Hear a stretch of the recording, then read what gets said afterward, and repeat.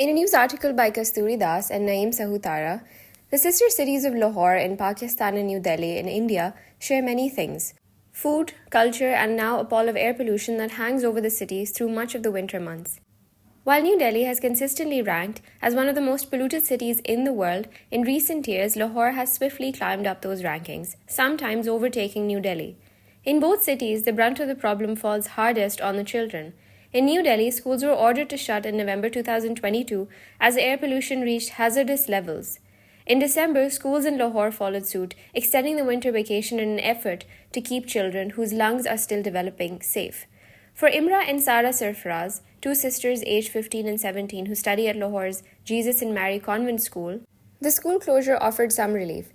Wearing a face mask now to protect against air pollution rather than COVID-19, Imra told the Third Pole, "I had flu while my elder sister developed skin allergies. We also face problems breathing due to the smog. It hurts in the throat. It's even harder for two of her friends who already suffer from asthma." Closing down schools is only one of the measures that authorities have taken in the two cities.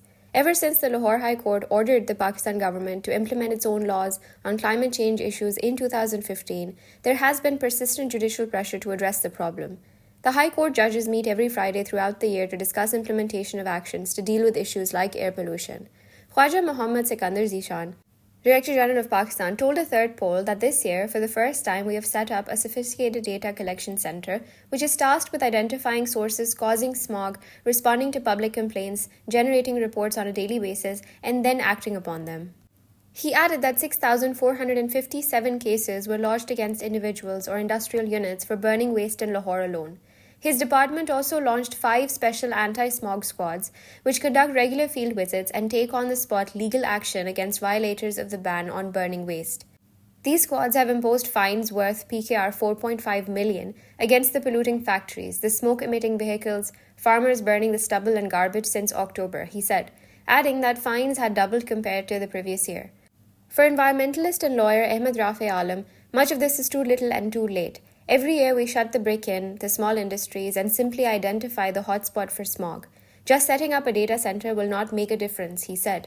In Pakistan, a major cause of air pollution is the use of substandard petrol, diesel, and furnace oil in vehicles, industry, and refineries. Vehicle emissions standard for Pakistani vehicles are still at Euro 2 levels, which allow more carbon dioxide, particulate matter, and other emissions compared to the Euro 6 standards that India is moving to enforcing. These are the elites, Alam told the Third Pole, referring to vehicle owners and those using furnace oil and coal for power plants. No action has been taken against the refineries using the furnace oil. Have you heard of coal-fired plant being acted against? Across the border in New Delhi, while vehicle emissions may be set to a higher standard, the air is just as polluted despite a national clean air program launched by the Indian government in 2019. This plan initially set a target of reducing key air pollutants PM10 and PM2.5, particulate matter that is 2.5 microns or less in diameter and able to enter directly into the bloodstream, by 20 to 30% across 122 Indian states by 2024, using pollution levels in 2017 as the baseline. In September 2022, this target was revised to a 40% reduction in particulate matter concentration by 2026. But after 4 years and an expenditure of INR 6.9 billion, experts say progress on tackling New Delhi's air pollution has been slow. Data shows that there is marginal improvement in Delhi's air quality over the last 3 years, said Aarti Khosla, Director of Climate Trends, which runs the NCAP Tracker, an online resource that tracks the implementation of the program in collaboration with tech startup Respire Living Sciences. The Indian Environment Ministry tracker of air pollution in New Delhi does not mention PM2.5, only levels of less dangerous PM10, and this shows a decline of barely 10%. For a city with enormous density and an ever-increasing population, only radical policy changes can bring some benefits to the air quality. We've seen that any gains that other countries have made on controlling air pollution went through science-based policy making, highest-level political commitment and collaboration, and tough penalties for non-compliance. The model will have to be similar if we need to rapidly clean the Delhi skies, said Khosla. Gufran Beg, founder of the System of Air Quality and Weather Forecasting and Research, the Ministry of Earth Sciences Air Quality Monitoring System, said that vehicular emissions are the biggest cause of air pollution in New Delhi. The transport sector contributed to about 38% to 48% in 2020. Beg told the Third Pole, and when it comes to emissions from vehicles, the trend is going in the wrong direction.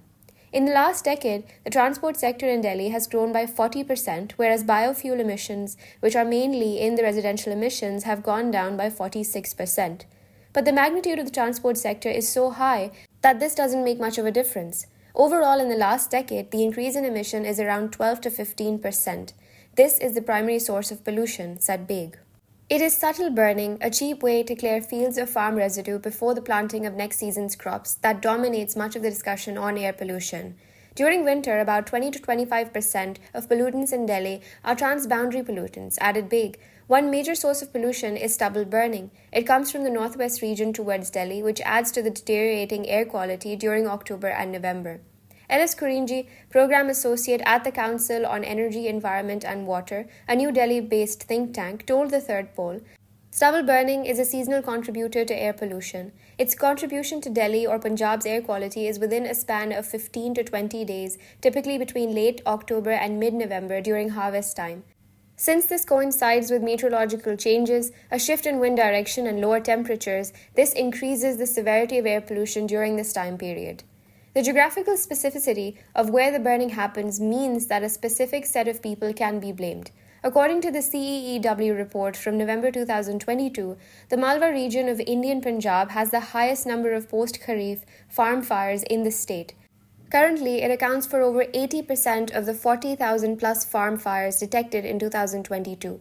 The upside of this is that change can happen quickly. A study conducted by CEEW found that Indian state has seen a dramatic increase in the deployment of in-situ crops residue management, meaning the stubble is managed without burning. According to Kiran Garg, the chief environmental engineer of the Indian Punjab Pollution Control Board, 30% of fewer fire incidents were reported from Punjab in 2022 than in the previous year. He also emphasized stubble burning in Punjab contributes only 5 to 10% to the air pollution in Delhi. The rest of the pollution is generated in Delhi itself. The visibility of the stubble fires in India as satellite imagery has led some Pakistani politicians to claim that Indian crop burning is mostly responsible for Lahore's air pollution woes. When asked if the Pakistani authorities had ever taken the matter up with the Indian government, Zishan of the Pakistan Punjab Environment Department said that it was a matter concerning the Foreign Office, and I'm sure they would have taken the matter up with the Indian Foreign Office. TCA Raghavan, who served as Indian High Commissioner to Pakistan between 2013 and 15, told the Third Pole, "There may have been allegations and counter-allegations regarding cross-border air pollution, but at least to my knowledge, there have been no discussions at government level on this issue between the two countries. Even between experts at the non-governmental level in India and Pakistan, there haven't been any major discussions."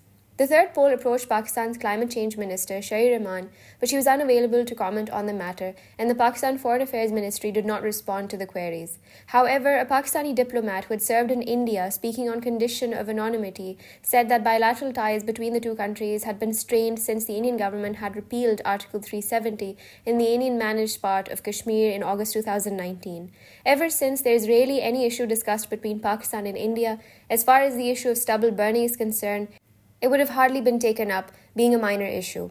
But Siddharth Singh, author of The Great Smog of India, emphasized that tackling air pollution in India and Pakistan will require transboundary cooperation.